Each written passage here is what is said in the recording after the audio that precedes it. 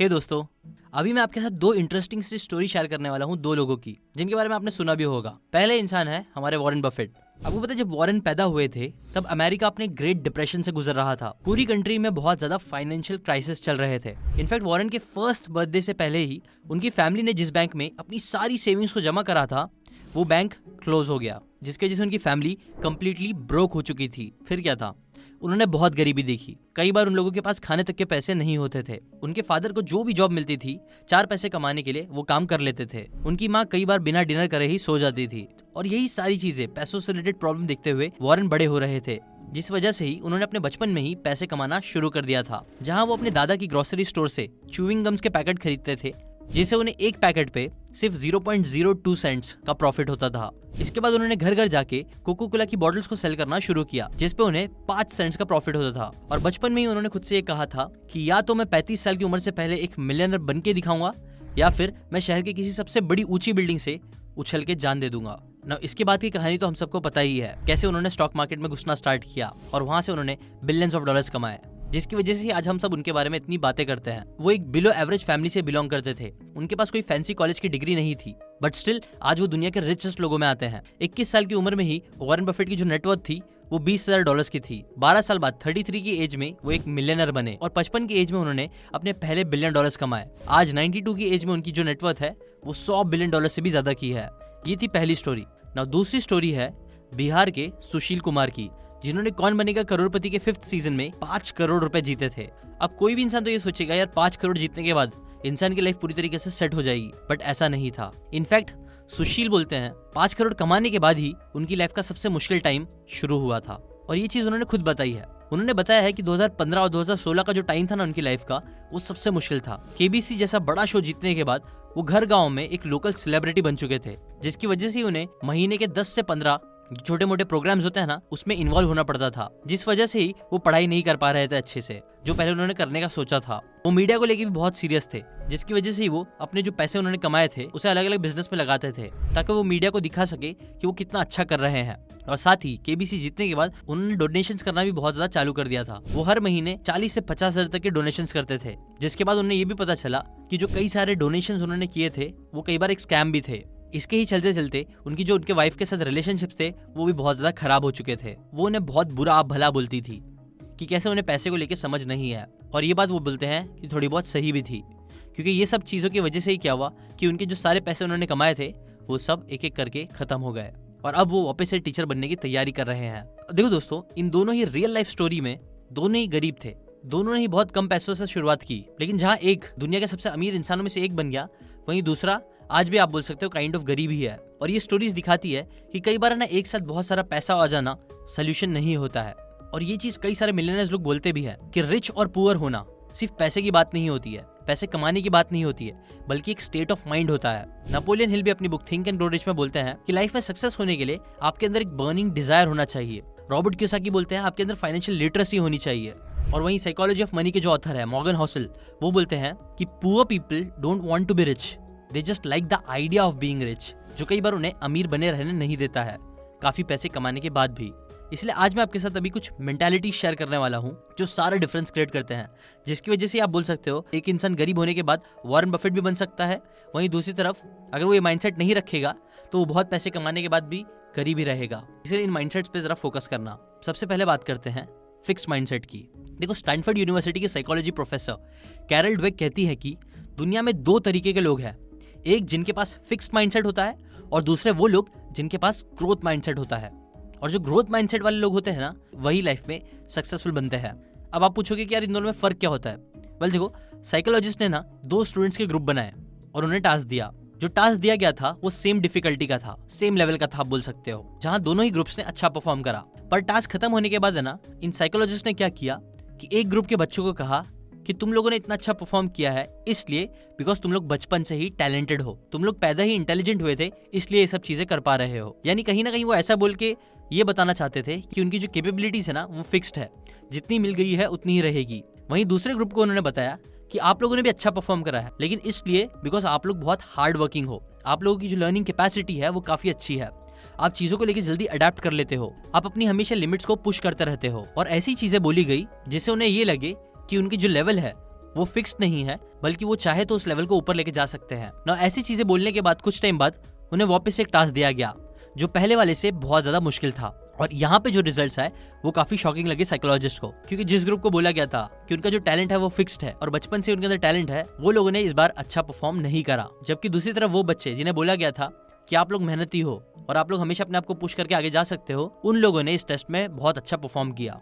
और इस एक्सपेरिमेंट का कंक्लूजन ये निकला कि जो लोग अपने अंदर ग्रोथ माइंडसेट को डेवलप कर लेते हैं, ऐसा सोचने लगते हैं कि अगर वो ज्यादा मेहनत करेंगे, ज्यादा सीखेंगे, ज्यादा नॉलेज गेन करेंगे तो वो अपने रिजल्ट्स को भी इंक्रीज कर सकते हैं, ऐसे लोग ही दुनिया में एक्चुअल में ज्यादा सक्सेसफुल होते हैं, क्योंकि वो लोग ग्रोथ माइंडसेट के होते हैं।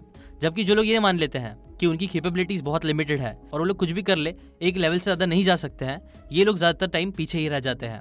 इसलिए पहली चीज तो ये है कि आपको अगर अपनी लाइफ में बहुत अमीर बनना है, बड़ी चीजें अचीव करनी है, तो ग्रोथ माइंडसेट लाओ, ना कि फिक्स्ड माइंडसेट जो ज्यादातर गरीब लोगों में होता है। कई बार ऐसे गरीब लोगों को लगता है ना कि वो लोग कितना भी पढ़ाई कर ले, वो लोग कितने भी पापड़ बेल ले, वो लोग अमीर लोगों की तरह अमीर बन ही नहीं सकते हैं, बिकॉज गवर्नमेंट ही खराब है, बिकॉज 2 नंबर का काम करना पड़ेगा। ऐसे कई सारे वो लोग लिमिटेशन अपने ऊपर खुद से डाल देते हैं। जबकि जो ग्रोथ माइंडसेट वाले होते हैं वो लोग समझते हैं कि अमीर बनना भी एक गेम है, जो अगर वो सीखेंगे, समझेंगे, मेंटर्स से सीखेंगे, बुक से सीखेंगे, तो उस गेम में वो जीत सकते हैं, जो कई बार फिर लोग जीतते भी है। अब आते हैं सेकंड चीज पे। देखो दोस्तों, जब आप Amazon पे शॉपिंग करते हो तो कोई भी प्रोडक्ट खरीदने के लिए आपके पास 2 ऑप्शंस आते होंगे। एक होता है ऐड टू कार्ट और दूसरा होता है बाय नाउ। ना पहले एक टाइम था कि जब भी कोई ऑनलाइन शॉपिंग करता था तो उसे प्रोडक्ट खरीदने के लिए पहले अपने कार्ट में ही डालना पड़ता था उस प्रोडक्ट को, फिर एड्रेस डालना पड़ता था, पेमेंट की सारी डिटेल्स फिल करनी पड़ती थी, एक बहुत लंबा प्रोसेस था। बट फिर 1997 में जेफ बेजोस ने 1 क्लिक बाय बटन का इन्वेंशन करा, जिसमें उन्होंने कहा कि एक क्लिक में ही आप अपने प्रोडक्ट्स को बाय कर सकते हो बिना अपनी पिछले एड्रेस, पेमेंट डिटेल्स डाले, बिकॉज वो ऑटोमेटिकली आ जाएगी। और जैसे ही उन्होंने ये चीज की, उन्हें बहुत अच्छे रिजल्ट्स दिखना स्टार्ट हो गए। और इसका अपडेटेड वर्जन या कई बार हम लोग भी आज यूज करते हैं, जहां आप एक स्वाइप करके ही प्रोडक्ट को खरीदने लग जाते हो, जो काफी फास्ट और सिंपल होता है ना। देखो, इंटरेस्टिंग बात यह है ना कि जेफ बेजोस ने इस टेक्नोलॉजी को ईयर 1999 में अपनी कंपनी के नाम पर पेटेंट करा लिया था, और इस टेक्नोलॉजी को फिर उन्होंने बड़ी बड़ी कंपनीज जैसे कि एप्पल, गूगल को यूज करने के लिए दिया, जिसके बदले में वो एक फीस चार्ज करते थे, जिसे रॉयल्टीज भी बोलते हैं। उन्होंने बस कंपनीज को बता दिया कि ऐसा सिस्टम कैसे बनाया जाता है, और उसके बदले में उन्हें लाइफ टाइम पैसे आने लगे। और इंटरेस्टिंग बात यह है कि लास्ट 20 सालों में Amazon ने इस पेटेंट की रॉयल्टी से ही बिलियंस ऑफ डॉलर्स कमाए हैं। और यही आप बोल सकते हो एक तरीके की पैसिव इनकम है,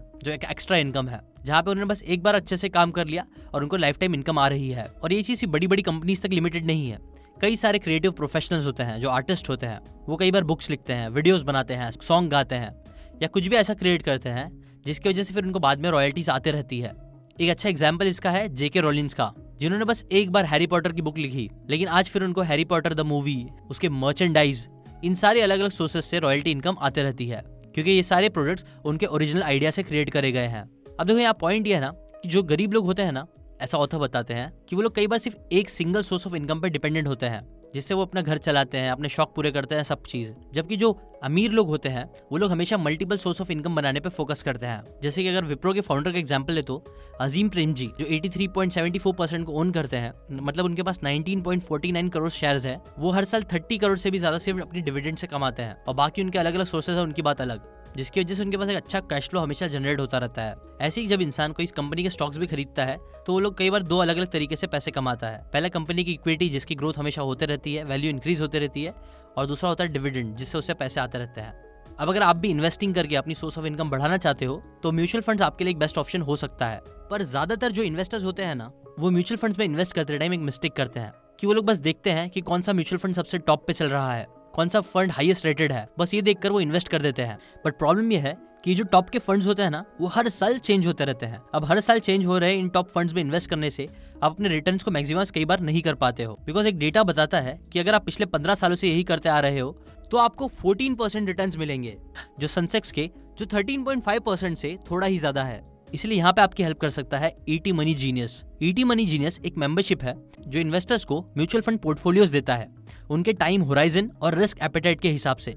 जीनियस आपको ऐसे पोर्टफोलियोज देता है इसमें होते हैं कई सारे मिक्स ऑफ इंडेक्स फंड्स जो इन्वेस्ट करते हैं small size, mid size, large size companies में, इंटरनेशनल स्टॉक्स और गोल्ड और डेप्ट में भी।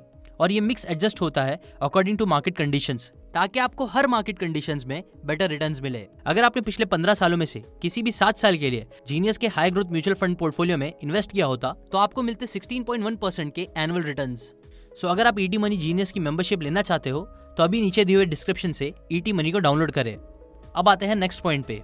देखो, नेशनल सर्वे के अकॉर्डिंग जहाँ पे यूएस में सभी एम्प्लॉइज पर रिसर्च करी गई थी, उसमें ये पता चला कि 71% एम्प्लॉइज की जॉब में रेपिटेटिव वर्क होता है, जिसे वो एक रोबोट की तरह हर दिन बिना कुछ कहे एक ही काम को बार बार करते रहते हैं, जिसका रिजल्ट कि सिर्फ 15% ही लोग अपनी जॉब से सेटिस्फाइड और हैप्पी है। बाकी बचे 85%, मतलब मिलियंस ऑफ लोग अपनी जॉब को हेट करते हैं। और इस हेट का रीजन ये है कि हर कोई अपनी लाइफ को देखो अपनी मर्जी से जीना चाहता है, हर कोई अपने सेट ऑफ रूल्स को फॉलो करना चाहता है। ऐसी मैक्सिमम लोग अपनी जॉब को हेट करते हैं बिकॉज कहीं ना कहीं वो लोग ऐसा काम कर रहे हैं जिसके अंदर उनका दिल नहीं लगता है, उनको वो चीज़ें अच्छे से करनी नहीं मिलती जो एक्चुअली चाहते हैं, जिसकी वजह से वो लोग अपना भी टाइम वेस्ट करते हैं और ऑर्गेनाइजेशन का भी टाइम वेस्ट करते हैं। इसी मैक्सिमम लोग ना अपने टाइम की वैल्यू नहीं करते हैं, जिसकी वजह से वो लोग कभी ज़्यादा अमीर भी नहीं बन पाते हैं। मैंने ऐसे कितने सारे लोगों को देखा है जो लोग बस कुछ रुपए बचाने के लिए कई बार अपने घंटों वेस्ट कर देते हैं, कुछ फ्री कूपन्स के लिए आधा घंटा वेस्ट कर देते हैं, या चीज़ें सस्ते में खरीदने के लिए ऐसी जगह पे जाते हैं जहां उनके आधे घंटे के बजाय 2 घंटे बर्बाद होते हैं। ये सब वो क्यों कर रहे हैं? बिकॉज कहीं ना कहीं कॉन्शियसली अनकॉन्शियसली वो लोग अपने टाइम की वैल्यू नहीं कर रहे हैं। जबकि ऑन द अदर हैंड आप देखना, जितने भी अमीर लोग होते हैं, जो लोग बड़ी बड़ी चीज़ें अचीव कर पाते हैं, वो लोग टाइम की वैल्यू समझते हैं, वो लोग अपनी टाइम की वैल्यू बहुत ज़्यादा करते हैं। उनके 2 पैसे ज़्यादा भी जाते हैं, स्टिल वो लोग पैसे ज़्यादा स्पेंड करते हैं, बट अपने टाइम को बहुत सोच समझ के स्पेंड करते हैं, क्योंकि वो लोग उसकी अहमियत को समझते हैं। और इसलिए मैंने इसके ऊपर एक वीडियो भी बनाया था और बताया था ना कि one of the most precious asset जो आपके पास है और फ्री में है अभी, वो है आपका टाइम। बिकॉज देखो, पैसे तो आएंगे जाएंगे और एक बार जाने के बाद भी आप वापस कमा सकते हो, लेकिन जो टाइम एक बार चला जाता है वो वापस नहीं आता है। और ये चीज़ हर अमीर इंसान समझता है, जबकि गरीब लोग इसकी वैल्यू नहीं समझ पाते हैं। वो लोग रास्ते में रैंडमली घंटों वेस्ट कर देंगे फालतू चीज़ करने में, फालतू लोगों की बातें करने में, टाइम पास करने में, जिसकी वजह से ना कभी उनके टाइम की वैल्यू बढ़ पाती है, ना वो अपने टाइम के बदले ज़्यादा चार्ज कर पाते हैं, ना अमीर बन पाते हैं। इसलिए इसके अपोजिट आप अपने टाइम की वैल्यू करो। देखो, याद रखो, मार्क ज़करबर्ग ने ना ईयर 2004 में फेसबुक को close to 1 million monthly users तक पहुंचा दिया था। उनका ईयरली रेवेन्यू $500,000 था, बट फिर ईयर 2018 के एंड तक फेसबुक के 2.32 बिलियन मंथली यूजर्स हो चुके थे, और उस साल का उनका ईयरली रेवेन्यू $5.5 बिलियन का था। और ये सब वो क्यों कर पाए? बिकॉज कहीं ना कहीं वो अपने टाइम की वैल्यू समझते थे, और जिस टाइम को उन्होंने जब अच्छे से यूटिलाइज किया, उसकी वजह से आज वो इतने बड़े एंटरप्रेन्योर बन पाए हैं।